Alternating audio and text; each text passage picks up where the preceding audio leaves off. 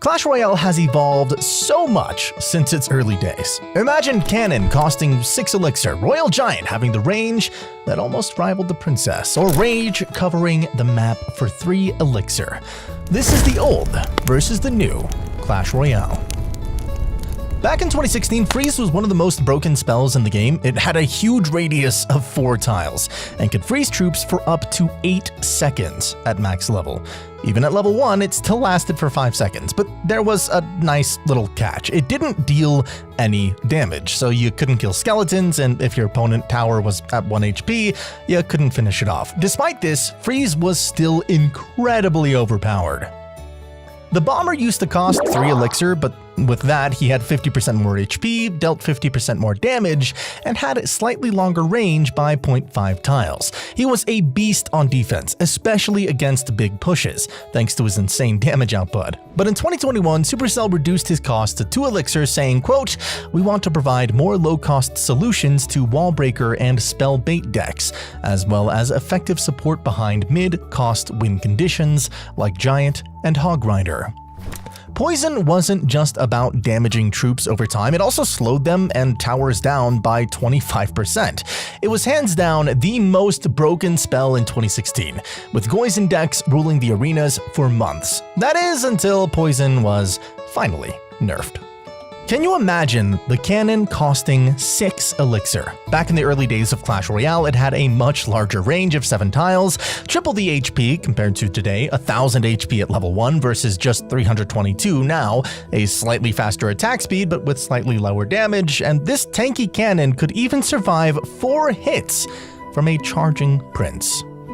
The Princess once had an even greater range of 9.5 tiles compared to the 9 tiles she has today, along with a larger splash radius. It's no surprise that she was one of the most coveted legendaries in 2016, and honestly, she is still a powerhouse even today. Skeletons used to spawn in groups of 4, which was a game changer. You could kite air troops with ease and defend against ground troops much more effectively. Their usage rate skyrocketed to the point where in 2017, they became the most used card at the top of the ladder. The Royal Giant had a 2-second deploy time, a much longer range of 7.5 tiles, and a faster attack speed, though it dealt less damage. It was considered one of the most frustrating win conditions to face because it could chip away at your towers from a safe distance. Goblin Barrel used to cost 4 elixir back in 2016, but here's something many players might not know. It actually had area damage. This meant that it could damage both troops and towers upon landing. It was a neat feature, though probably not worth the 4 elixir cost. Skeleton Army used to spawn an incredible 21 skeletons, but it came at a cost. Well, quite literally. It cost 4 elixir, making it vulnerable to zap or arrows, which often meant it provided little to no value. The Elixir Collector was the most broken building in 2016. It cost just 5 elixir, making it easier to pump quickly without being heavily punished. It had more HP, a faster production speed, and a longer lifespan, and was 1 elixir cheaper than today. You can imagine just how overpowered this card was back then. Rage used to cost 3 elixir and didn't deal any damage. It was a pretty insane spell because back then, once a troop entered the rage radius, it stayed raged up even after leaving the area. The rework with 2 elixir with area damage made Rage much more viable in various deck archetypes. P.E.K.K.A was one of the deadliest cards back in 2016. She cost 8 elixir, had a 3-second deployment time, and her hit points were about 20% higher than today, almost as much as a golem. However, the long deployment time and high elixir cost made her difficult to use effectively. Barbarians used to spawn in a group of 4, but they had enough HP to survive a fireball, which was a real game changer. The elixir cost of the 3 Musketeers has been a roller coaster throughout their history. They were introduced at 10 elixir, then dropped to 9, then back to 10, and eventually settled back at 9. When they cost 10 elixir, it was incredibly risky, leaving the player with no elixir to defend after deploying them. The constant changes in elixir cost made them a challenging card to master. You go down. Here goes the heal spell, healing up the 3 Musketeers. Take a look at that heal, bringing the 3 Musketeers back up to full HP. That was the type of heal spell usage we wanted to use right there. Goblins had only a 3-unit count from 2016 up to 2022. which was pretty bad, and players always preferred skeletons. However, goblins were much more OP back then in terms of a much faster attack interval at 0.2 seconds compared to 0.4 today, and also their deployment was 1 second compared to 1.2 seconds today. Small things like these made goblins much more effective back in the day. Arrows used to be a pretty underwhelming spell. Its projectile speed was much slower, meaning it took ages to reach its target. Instead of the 3 volleys we see today, it only shot 1, but with higher damage. Zap, on the other hand, was extremely overpowered. It dealt more damage and stunned troops for a full second, making it one of the more reliable spells in the game. Golem looked completely different in the early days, with spiked collars on its neck and a different body style. But what really stood out was its explosion. It looked like a mini sunburst, and it's not just the Golem, even the Golemites exploded with the same cool effect. It's definitely one of the more visually impressive cards. Musketeer used to cost 5 elixir until February of 2016, but she dealt about 25% more damage. However, her attack speed was slightly slower, balancing out her higher damage output. Fireball had an awesome card render back in the day. It looked like a blazing sun falling from the sky, which added a lot of flair to its use. If you think the Expo is annoying now, imagine what it was like back in 2016. Back then, it had a range of 13 tiles, so you could place it closer to your Princess Tower and still target the opponent's tower, plus it could target air troops. However, it had a painfully long deployment time of 5 seconds, which made it less practical for most players. Yeah, you heard that right. Fire spirits, plural. They used to come in a group of 3 for just 2 elixir. The value was incredible, especially against minion horde and barbarians. They were also a great offensive play at the bridge. Even though they had less HP, 2 out of 3 spirits would usually connect to the tower if left unchecked.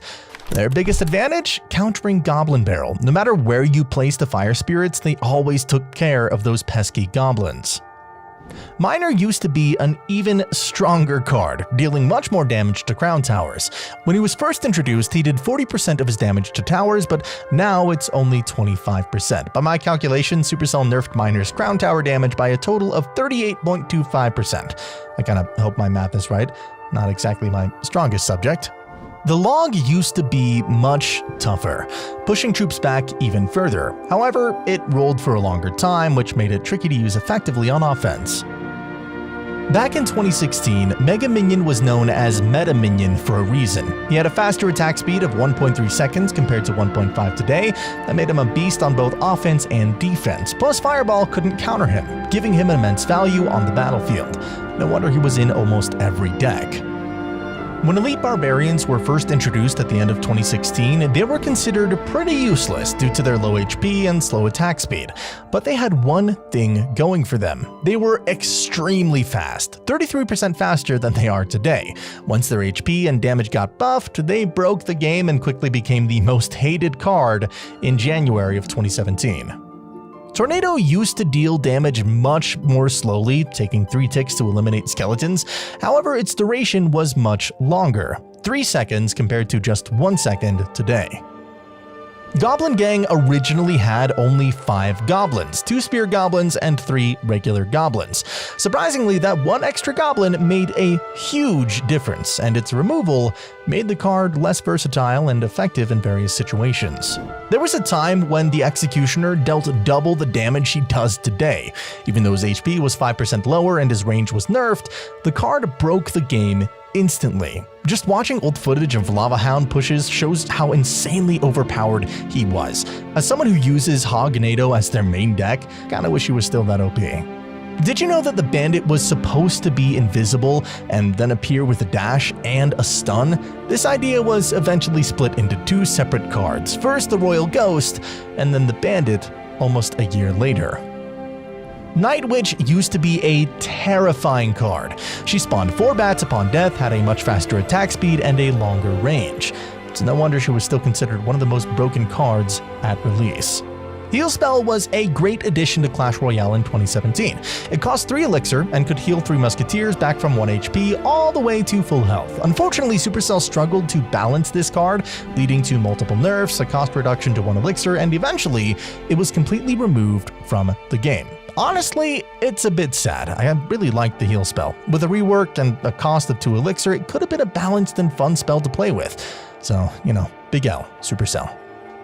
From 2017 to 2018, Cannon Card had a fast movement speed, making it a dangerous offensive threat. If you ran out of elixir, your tower was as good as gone. However, its attack speed was slower back then, ranging between 1.2 and 1.3 seconds. Today, Cannon Card has a 25% faster attack speed, clocking in at 0.9 seconds.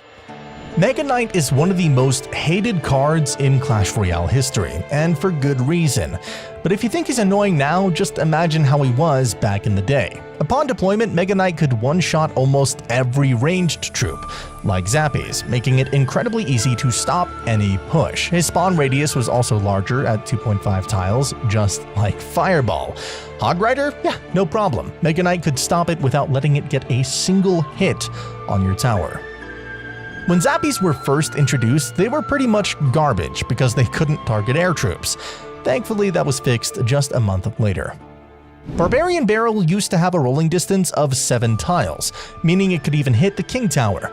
It could also knock back troops like the Log, but couldn't push back bulkier troops like Giant or Prince. On the bright side, Barb Barrel could one-shot cards like the Princess or Dark Goblin, basically any loggable card. However, it cost 3 elixir, which made it less effective than you'd think at that price. Magic Archer's first attack time used to be a lightning-fast 0.4 seconds, compared to today's 0.7. This meant that right after deployment, there was almost no chance for the opponent to react, which was super frustrating. And by the way, check out these early concepts of Magic Archer. Pretty cool, right? Like a wizard with a better beard.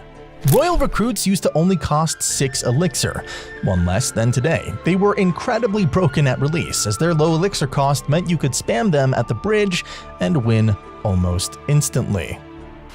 Fisherman used to cost 4 elixir, which made it difficult to fit him into various deck archetypes. However, his hook mechanic was much faster at 1 second compared to 1.3 seconds today, making it easier to prevent that one hit on your tower. Timing the Fisherman was simpler back then, but even with these advantages, he wasn't very effective at 4 elixir. Just 2 months after his release, his cost was reduced to 3, with the only nerf being an 11% decrease in his damage.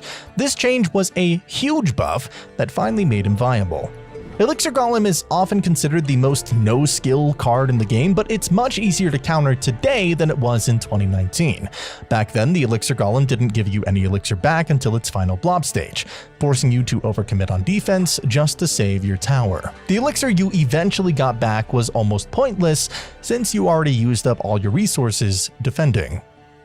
Firecracker used to have a 2-tile recoil, which made her extremely difficult to deal with, especially for certain cards like Bowler.